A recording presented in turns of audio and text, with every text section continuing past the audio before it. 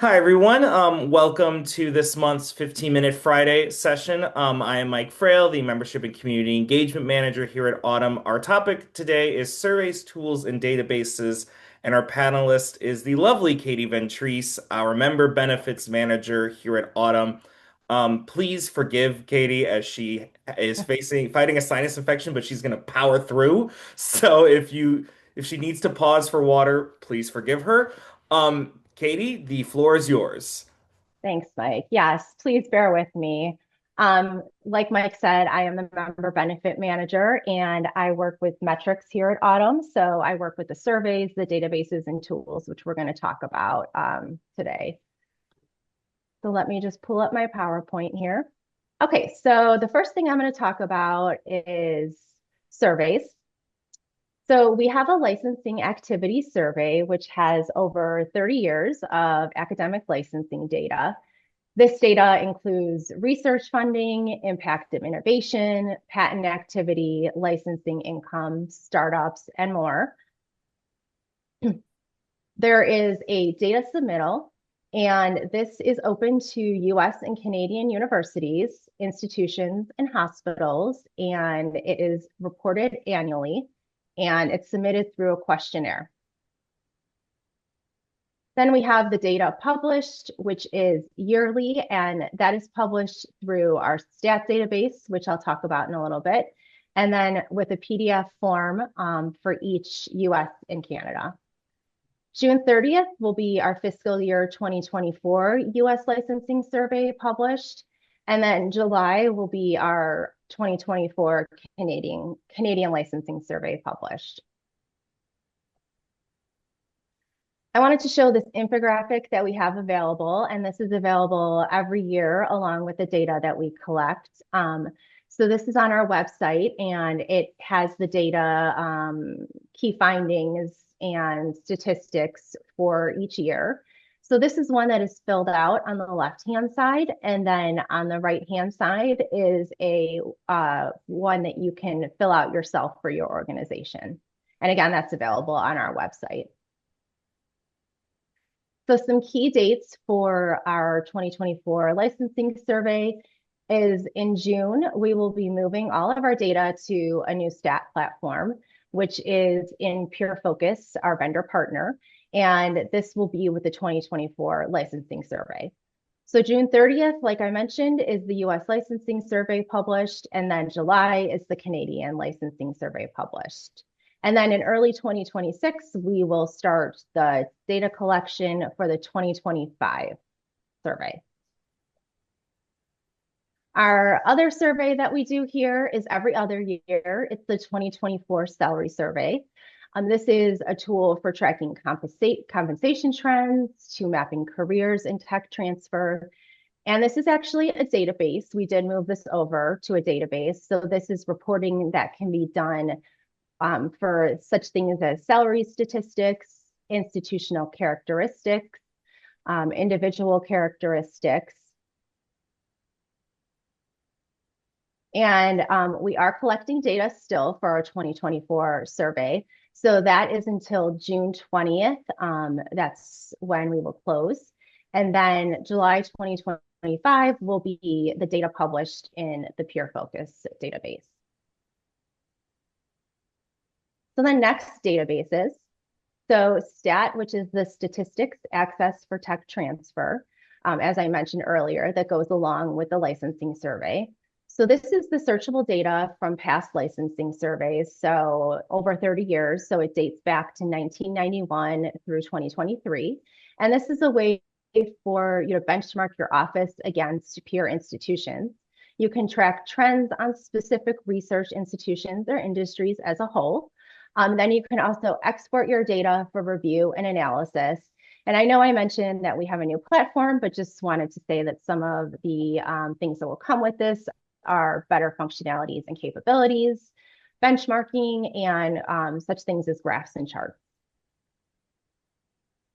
So then some STAT data fields that you can search are staffing, research expenditures, licenses and options, institutions, license income, disclosures and patents, startups, available technologies, and survey year. Our next database that we have here is Transact, and that stands for Transactional Academic Comparables Tracking. And this is a powerful, comprehensive database for terms and conditions, which can help improve with negotiation using this data. It can help you discover alternative pricing or deal structures, as well as confirm the market value for your transactions. The next database that we have is AIM, and that's Autumn Innovation Marketplace. And AIM has more innovations listed than any portal of its kind, and it showcases university technologies available for licensing. There's over 31,000 available technologies in AIM with more than 2 million page views annually. And in order to use AIM, you upload your available technologies. The next we have is tools. And some of the tools that Autumn offers are toolkits, and this can be anything from an advocacy toolkit to a director's toolkit. We have our tech transfer manual, which is listed on our website, and it is in a PDF format. And then we also have agreements, which are documents that are on our website for material transfer agreements, modern interinstitutional agreements, and then the U.S. Bulk Life Science Sample License Agreement. So I wanted to thank everyone for attending this morning and wanted to see if there was any questions that I could help answer.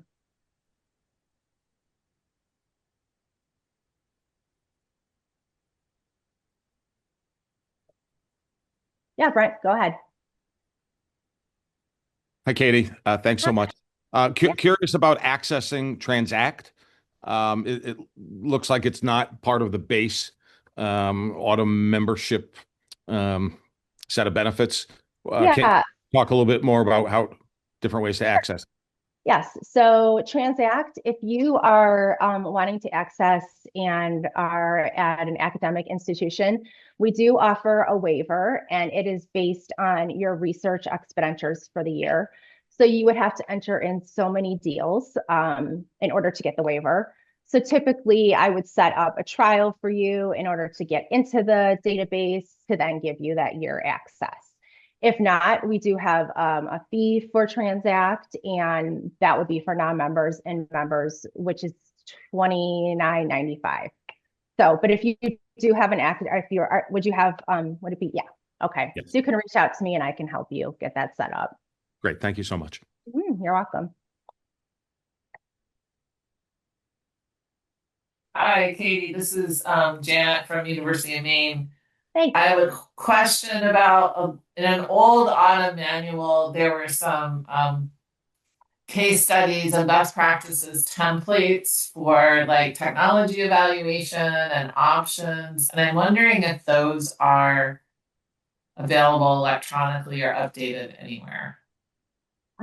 You know, I don't know. I haven't heard of that, but I don't know, Colleen, if that's something, give a little more history. Yeah, I remember there being like some scoring grids and like a big manual that we have in the office from like, I don't know how long ago, pre-COVID days. Let us look into that with our PD department for what I heard you say was case studies. And it could be something that's in the tech transfer practice manual, which we are looking to update. So let me see what we have available. And Janet, we'll take a note and get back to you after the holiday. Okay, great. Thanks. And Janet, I'll also send you the link to the tech transfer manual so you at least can take a look. I have that, and I've looked all through it, and it's not the same as what I remember seeing in the older version that actually had some like grids and score sheets for doing tech evaluations. Okay. Love that. And that's good to know that that's of interest. Yeah, we have some great folks online here. Katie, question for you. How many folks have already filled out the 24 data for the licensing activity survey? So the licensing activity survey for 2024 has 200 that have filled it out, 200 institutions. Yeah, and that's on average. And then for the Canadian, what's that deadline again for trying to get that intel in? It is May 30th. Yeah. Yep. Hannah, I see you on the line, and I know that you were pretty integral when it comes to those template docs. Any thoughts or things that you can share about how you put that together, or how that conversation happened to make those templates? Yeah, so I was only involved with the Model IIA, and the UBMTA, et cetera, way predates me. So the MTA has been around forever.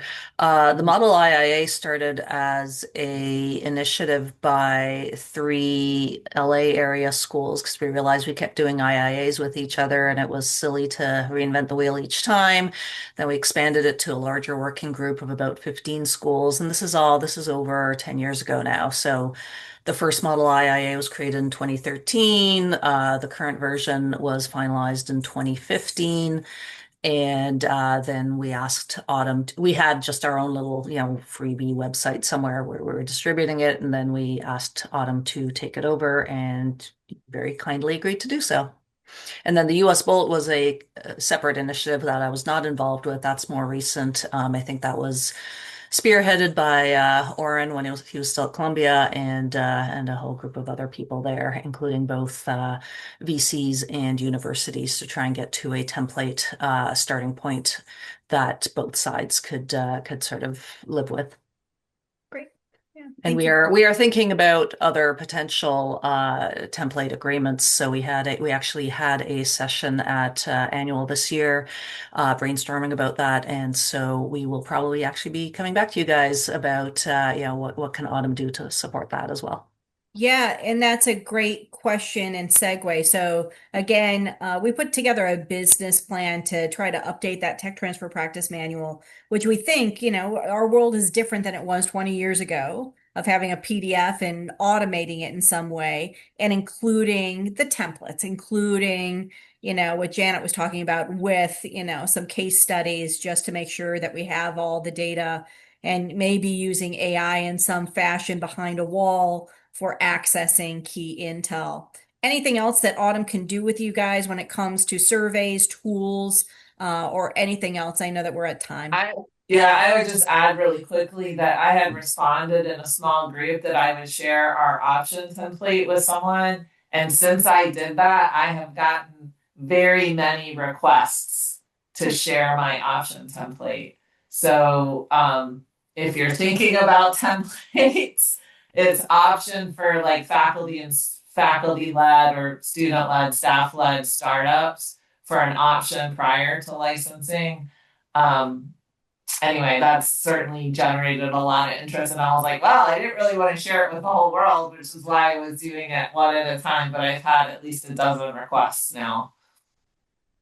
Awesome. Well, Janet, we need to put you on the list because clearly you have the knowledge. Awesome. I don't really. I had this one that we used that I had just finalized. Any other last thoughts? Great. Mike, take us home. Well, thank you everyone for coming to our 15-minute Friday session this month. I'm gonna put the link for all the sessions in the chat right now. Next month is going to be our topic is the Better World Project. That is June 27th, and we are going to be joined by the co-chair of the Better World Project Committee, RK. So, thank you everyone for your time. Have a great holiday, and as always, feel free to reach out to Autumn with any questions that you have. And I dropped my email in the chat too, if anyone needs to reach out for anything. Thanks so much. Thank you so much, everyone. Have a good day.